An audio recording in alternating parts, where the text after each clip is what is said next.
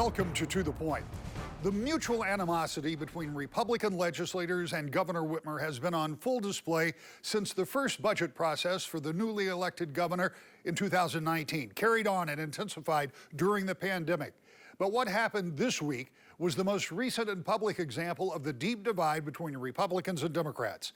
Republicans accused the governor of wanting to stop an automatic income tax reduction due to extremely high revenues in the state's bank account, doing that by transferring some $800 million from this year back to the 2022 budget.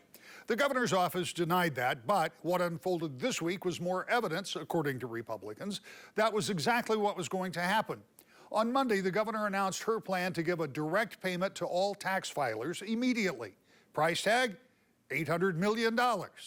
We're going to deliver $180 inflation relief checks to every Michigan taxpayer. Later, I asked if that in some way impacted that automatic tax cut that many are expecting to be triggered later this year.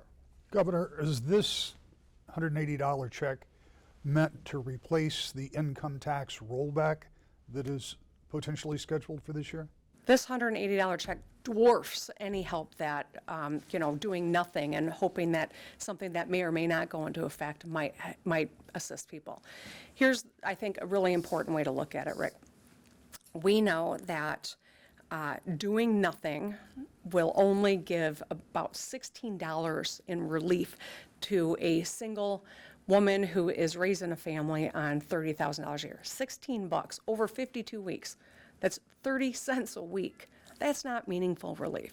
Putting $180 in her pocket fast and then changing the earned income tax credit to the working families tax credit and boosting it to 30%, that's thousands of dollars for that same taxpayer. And that's why, we will follow up and provide materials for all of you so that you can see a lot of the charts. But this is how we give people who really need it the real relief right now and fast. So that tax rollback is not going to happen? We're not touching any sort of a trigger. I can just say that when we focus on these three methods of putting money back in people's pockets, we can guarantee it gets there, we can move fast, and it's a heck of a lot more meaningful for folks. Republicans were still not happy and not convinced the governor was not targeting that income tax reduction that they say is scheduled to kick in this year. House Committee on Appropriations will come to order. That takes us to Wednesday and the governor's budget recommendation. $79 billion overall, $19 billion in a loan for the school aid fund. She talked about funding everything she has promoted since first running. Infrastructure with roads as an emphasis, education from pre-K to adults getting associate degrees or skills certificates at little or no cost. Natural resources, supporting EV purchases with a temporary suspension of the sales tax, and of course, giving money back through the EITC and pension tax changes, and that one-time direct payment that we now know is $180. During the question and answer session afterwards, I wondered how much of the surplus was used in the budget. Let's pretend for a moment that this budget goes into place just as you presented it. Okay, that's going to be pretending though, Rick. We know yes. How this process goes, right? Yeah, that would be a fantasy world. So how much of that one-time budget surplus of about $9 billion is included in your proposal? So a couple of high-level comments, and then I'll ask the budget director to come up. You heard me highlight a little bit about things that we've done to get our fiscal house in order in Michigan over the last few years, right? Paying down $14 billion of debt, amassing a record rainy day fund, getting our credit rating upgraded in the middle of all the chaos that we've had to navigate. It's really pretty remarkable. And that's really important as we think about immediate investments and long-term investments. All those things come into play and determine how far we can go or not go. And so I think that's why it's important to highlight that we've been really, really shrewd about the budgets that we've built and the decisions that we've made. This budget reflects, if this budget were enacted the way that it's been introduced, $3 billion that we are putting into savings to prepare for any potential ups and downs of the future economy or any unforeseen needs that we may need to address. Creating a budget stabilization fund or a rainy day fund for school aid with $900 million in it, that's a big deal, and that's using one-time dollars for a one-time potential expense. And I think that's how we utilize these dollars is so important. Chris come on over and feel free to add whatever I've inadvertently left out. Of course, Governor, I think you've covered a lot of that. I think the other issue is we need to keep track of some of these proposals. As we know, the governor's proposed changes for the working families tax credit and for pension taxes. Those are reinvestments into people, and those are reduced revenues as we go forward. So those are also places where you see spending of some of those surplus dollars. Those are those ongoing dollars, though. As the governor, though, alluded to, we've got a lot of investment in some one-time areas in addition to places like the BSF and school aid. We talked about $500 million being deposited in to make schools safer and improve their infrastructure. We have additional resources, one-time resources like $350 million to be nimble and respond to the requests from the federal government for grants and make sure that we can bring federal dollars home. So I think as you look through the budget, you'll find that there's a lot of allocations where we deploy those resources over both fiscal year 23 and 24. We leave some on the balance sheet, and we have a strong balance sheet as we look to 25. We see ourselves still balanced. We see ongoing revenue as well to make sure we're strong into the future. Most of the more than $9 billion surplus was used for the governor's recommendation, Well, that $9 with a billion projection is of an split ongoing over $2 multiple billion years. surplus with it's incoming both revenues. general fund and Then another reporter asked if, as Republicans had claimed, the budget included a recommendation to move money from the current year back to 2022. Can you clarify, does any spending in this plan impact fiscal year 2022 books? The PowerPoint presentation did mention a FY22 deposit of $800 million into the SOAR fund, but I didn't hear anything about that elsewhere. Is that still? There are, I think, maybe two slight changes within the 22 balance sheet, one of which, as you point out, is an $800 million recommended deposit into SOAR. As a follow-up, I asked, if you get the $800 million transfer back to 2022, in your opinion, does that impact the potential trigger for an income tax rollback in this coming year? I think it's still too early to say what the final determination will be with the ACFR when it's published, hopefully by mid-March.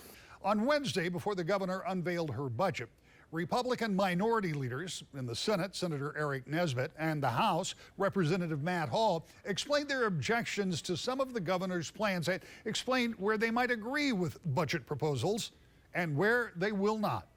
You know, a lot's happened since we've been together last, and so I'll just say one thing that hasn't changed is this Democrat plan.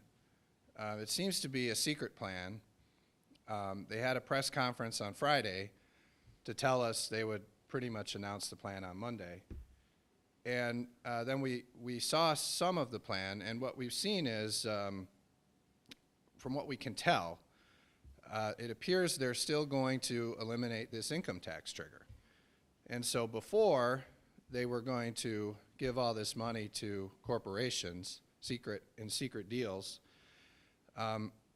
I think because of the public outcry and a lot of the things that we brought to light, and Brian Calley and the Small Business Association of Michigan, which represents small businesses so well, the Democrats have had to change and try to instead bribe the people of Michigan with these $180 checks, which I'll pull this out of my pocket here, which amounts to this. It's 50 cents a day.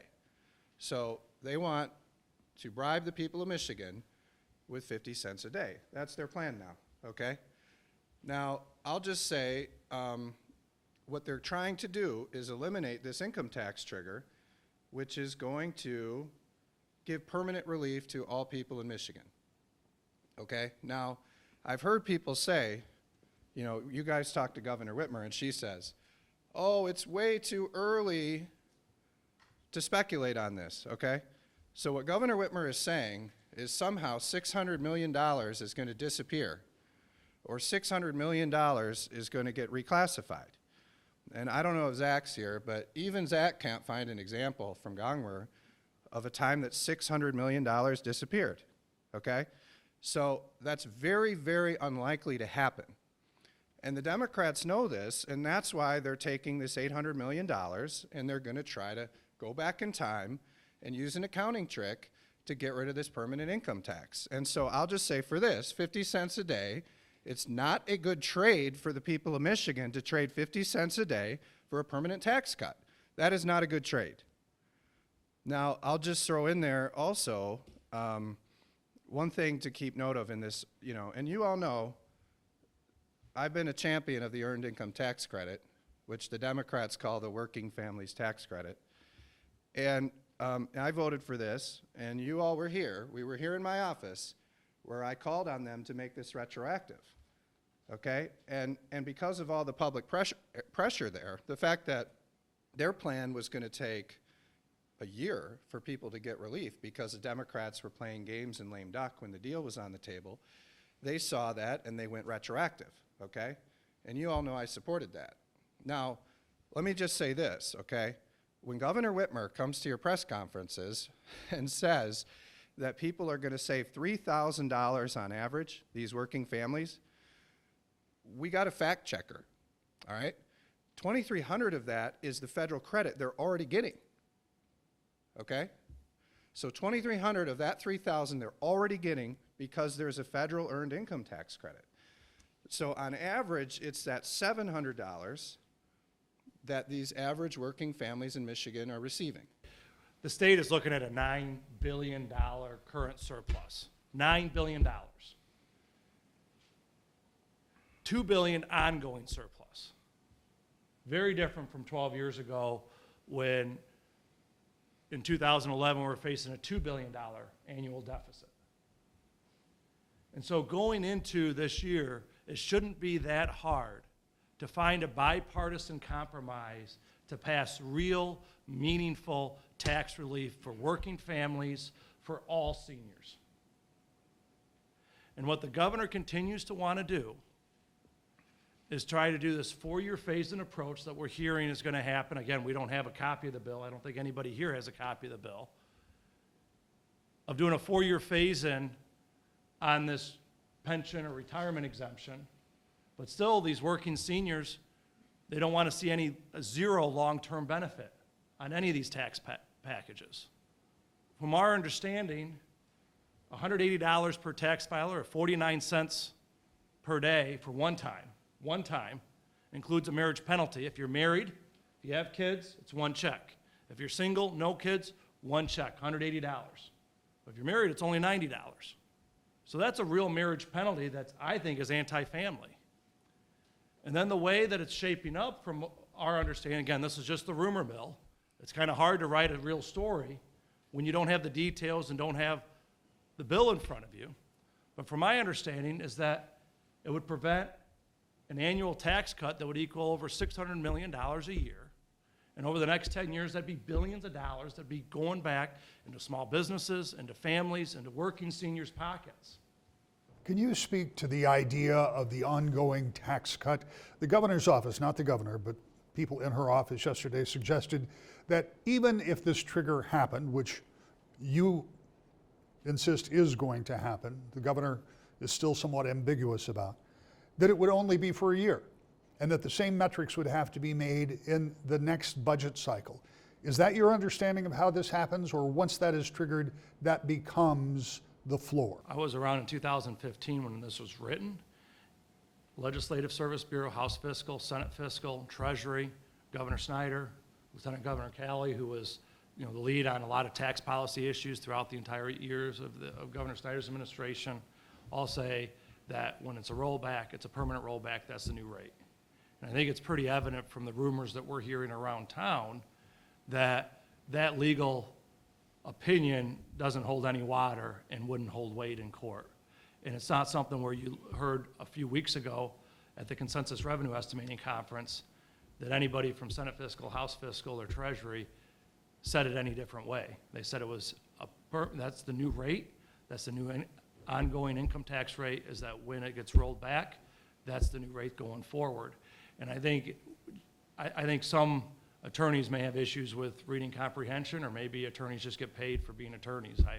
I I don't quite know how they get to some of their opinions, but they need to find a better attorney, in my opinion. And this guy was Governor Granholm's legal counsel. So I don't know if this is the guy that advised Governor Granholm to sign all those mega credits that gave away the store to Michigan. But you look at this, right, and now they want this $500 million slush fund a year, and this guy's trying to deny an income tax cut with these sketchy legal opinions. So I'll just say, if Governor Whitmer is really going to show up in one of her press conferences and say to the people of Michigan, I am solely declaring this income tax cut unconstitutional. I'm going to keep your money, which the law says you're due, but I'm going to keep it for the government. I think the people of Michigan will be outraged under that. We saw a lot of that from her during the pandemic, where she just came out and said, I get to decide everything. Keeping the people's money they're owed through one person declaring it unconstitutional is going to lead to public outrage, much, much larger than the outrage we've already seen over some of the plans she's proposed. So the battle lines were clearly drawn, but nobody could have predicted how it would play out the next day. That's next. To the Point. Welcome back to the Point. According to Republicans, the governor wants to move funds from the current year's budget to the previous year, and in doing so, stop a trigger for an automatic income tax reduction. Further, Democrats were set to do that through a vote on a conference committee report on Thursday. That did not go down well with Republicans in the House when the vote was called during a call of the chair, where members are not allowed to leave the chamber. Then the board quickly closed when Democrats had the votes they needed for passage. Speaker recognizes Majority Floor Leader Ash. I move to call the question. The Majority Floor Leader has moved to call the previous question. All those in favor say aye. All those opposed say nay. The motion is adopted.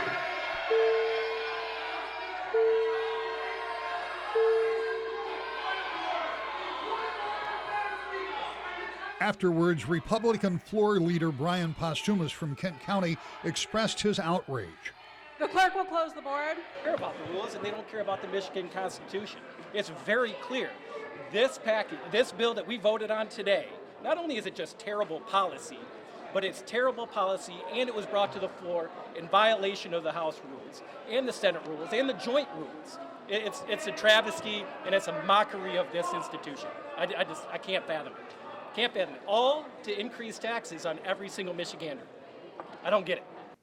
Meanwhile, Democratic House Speaker Joe Tate said none of this should have been a surprise to Republicans. For the past 3 weeks, I think all we have been talking about, I think, as members is let's find a way for immediate relief for Michigan residents. We put out our bills in terms of what we wanted to do, and Republicans did likewise. So I thought we could get more on board, but that's going to be a conversation they're going to have with their constituents at the end of the day. Over in the Senate, a different kind of drama as Republicans figured out a way to avoid the vote altogether, at least for now. I talked with Senate Majority Leader Winnie Brink shortly after the unusual move. Senator, first of all, thanks for doing this on very short notice. Explain to me, if you can, procedurally what happened today, I think while you were in caucus. Yes, that's correct. You know, as well as I do, Rick, that when we are considering items for the day, we will often go into our caucus room and discuss what's on the agenda and discuss any issues around that, answer any questions for our caucus members. Those are generally relatively short meetings, depending on how many items on our agenda. There's one item on our agenda today. We had a very short meeting planned. And while we were in our caucus room doing what we always do, the Republicans chose to really violate what is typical behavior and to just grab the gavel and adjourn the session of the Senate without taking action on the one bill that was before us. What does that do as a practical matter? It just pushes it down the road, right? Yeah, really, it's a little bit silly that they did this because it really changes nothing about the actions that we were about to take on a bill that we were going to vote out of the chamber. They don't like the bill, and it seems pretty clear that there were folks in their caucus that were not eager to vote on it. But this is really kind of cowardly. citizens of Michigan expect people to do their job. And when they send them to the Capitol, this is sort of the bare bones of what we are expected to do, is to vote on legislation. We do get to determine the agenda as the majority caucus. We did that.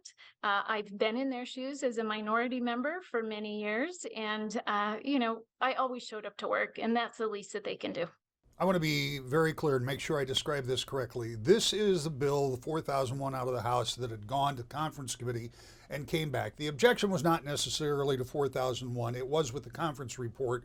And if I am mistaken, please correct me, but that conference report also allows for an appropriation of $800 million that is currently in the Treasury. And that was what they objected to. Is that right?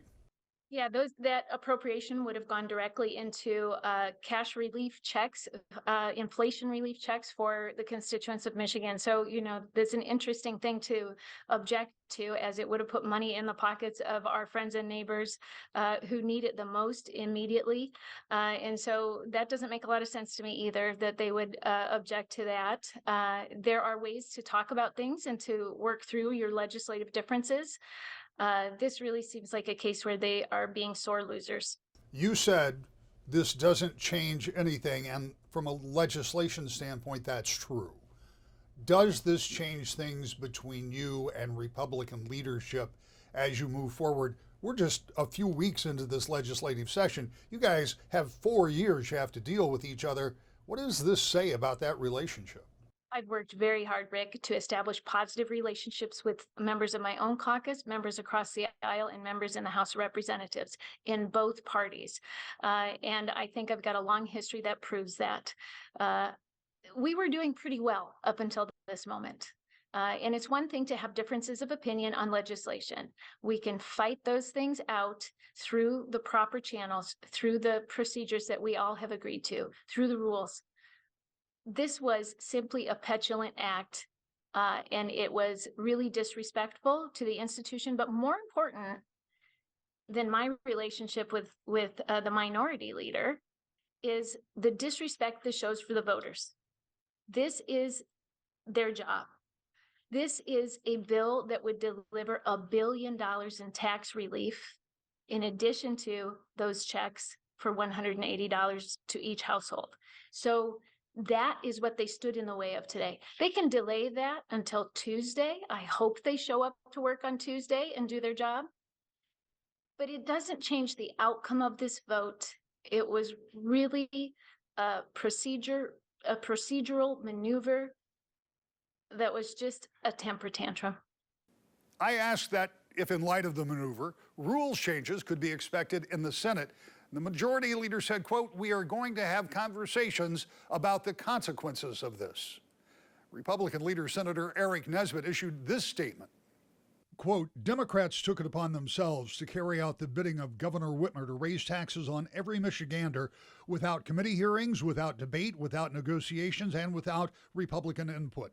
To make matters worse, the disrespect that was shown to House Republicans this afternoon by locking them in and denying the opportunity to debate such a consequential vote was an insult to this institution. It is my hope that we can come back, hit the reset button, and legislate through a more transparent process," end quote. Back with a final thought, to the point. This is not the end of the growing animosity between Democrats and Republicans, but it does seem to have reached a new high or low, depending on how you look at it. And one wonders how much further this may escalate and how it will impact the way your government operates. See you next week. To the point.